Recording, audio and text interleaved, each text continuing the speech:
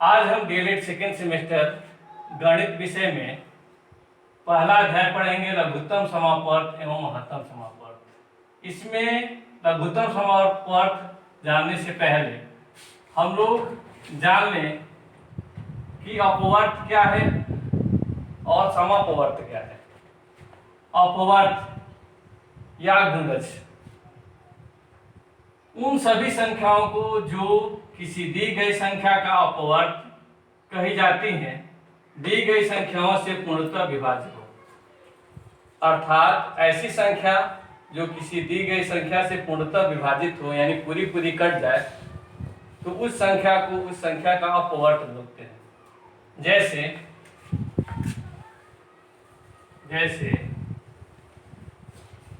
42 लेते हैं। यह संख्या 7 से पूर्णतः विभाजित हो जाती है, पूर्णतः विभाजित हो जाती है।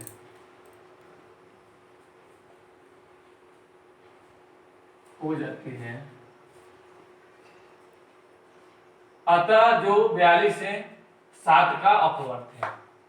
अब अपवर्त लिखेंगे कैसे?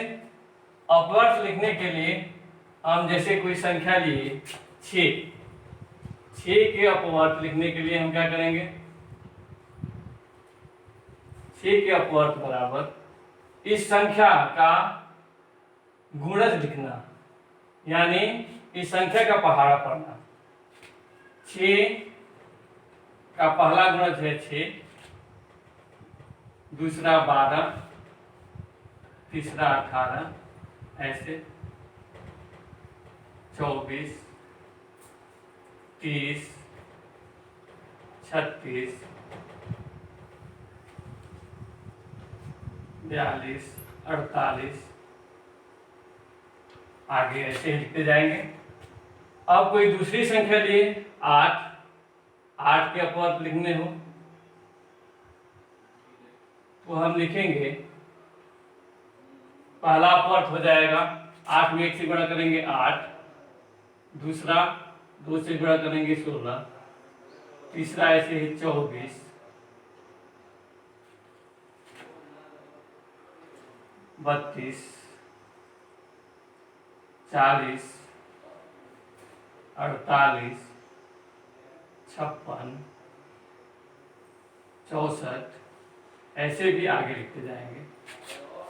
तो 6 का पहला अपवर्त हो गया, वही संख्या होती है 6, दूसरा 12, तीसरा 18, चौथा 24, ऐसे ही हम आगे बढ़ते जाएंगे। 8 के अपवर्त हो गए 8, 16, 24, 32, ऐसे ही आगे लिखते जाएंगे। अब आते हैं कि समापवर्त किसे कहते हैं? समापवर्त या इसको बोलते हैं सार्वगुणज।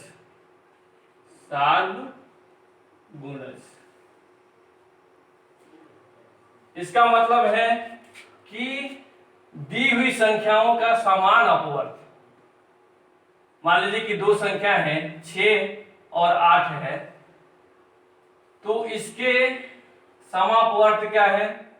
यानी इन दोनों संख्याओं में जो समान अपवर्त है, जैसे 6 के अपवर्त में 24 और 8 के अपवर्त में भी 24, ये दोनों संख्याओं के अपवर्त में उभयनिष्ठ है, तो इन दोनों संख्याओं का 24 जो होगा समापवर्त होगा। इसके बाद 48 है और 48, ये भी क्या है? दोनों दी गई दोनों संख्याओं के समापवर्त है, यानी समान अपवर्त है। तो ये पहला समापवर्त हो गया और ये दूसरा समापवर्त हो गया। या सार्वगुणज, जैसे 6 के अपवर्त को हम बोलेंगे कि 6 के गुणज, और 8 के अपवर्त को बोल सकते हैं कि 8 के गुणज। तो सार्वगुणज का मतलब है जो समान गुणज है, उसको ही बोलेंगे हम सार्वगुणज या समापवर्त। तो इसमें भी जो दोनों में उभयनिष्ठ है 24, वो क्या हो गया? सार्वगुणज हो गया, और 48 दूसरा सार्वगुणज हो गया। जैसे क्वेश्चन में पूछता है कि दी गई संख्याओं का समापवर्त निकालिए, या कोई कोई क्वेश्चन पूछेगा कि दी गई संख्या का सार्वगुणज निकालिए।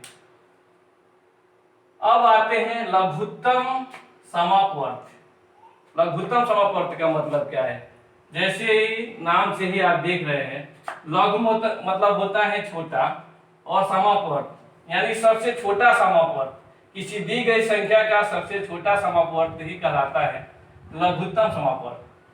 इसको बोलते हैं लोवेस्ट कॉमन मल्टीपल, यानी सबसे छोटा जो उभयनिष्ठ, कॉमन का मतलब उभयनिष्ठ, मल्टीपल का मतलब है गुणज, जो सबसे दी हुई संख्या का जो सबसे छोटा गुणज है उसी को बोलेंगे लघुत्तम समापवर्त।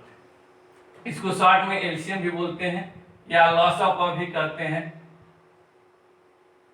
दी हुई दो या दो से अधिक संख्याओं का लघुत्तम समापवर्त वह छोटी से छोटी संख्या है जो दी हुई संख्याओं में से प्रत्येक से पूर्णतया विभाजित हो जाए। यानी कोई संख्या दिया हो और उसका हमें लघुत्तम समापवर्त उसे बोलेंगे जो दी हुई संख्या से पूर्णतः विभाजित हो जाए। जैसे हम कोई संख्या लें 8 और 12, दो संख्या ले लिया। इसका लघुत्तम समापवर्त निकालने के लिए पहले हम क्या निकालेंगे? सबसे छोटा अपवर्त समापवर्त कौन सा है? तो पहले हम इसका अपवर्त लिखेंगे, 8 के अपवर्त लिखेंगे।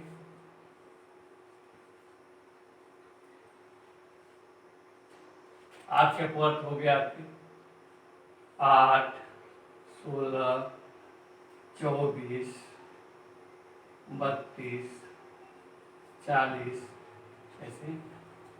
12 के अपवर्त लिखेंगे,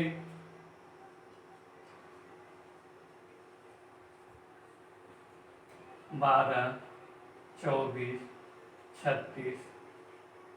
तो जैसे ही हमें पहला समान अपवर्त मिल गया, सबसे छोटा, दोनों संख्याओं में जो 24 है, दोनों संख्याओं का अपवर्त है और ये सबसे छोटा है, इससे छोटा कोई समान अपवर्त इन दोनों संख्याओं के समान अपवर्त इससे कोई छोटा नहीं है। इसमें है 8, 16 और इसमें है 12, लेकिन कोई उभयनिष्ठ नहीं है। तो जो पहला समापवर्त मिल रहा है वो है 24। अतः 24 जो होगा दोनों संख्याओं का लघुत्तम समापवर्त होगा। आज अगली वीडियो में हम लोग पढ़ेंगे लघुत्तम समापवर्त कैसे निकालेंगे, उनकी विधियों के बारे में अध्ययन करेंगे। धन्यवाद।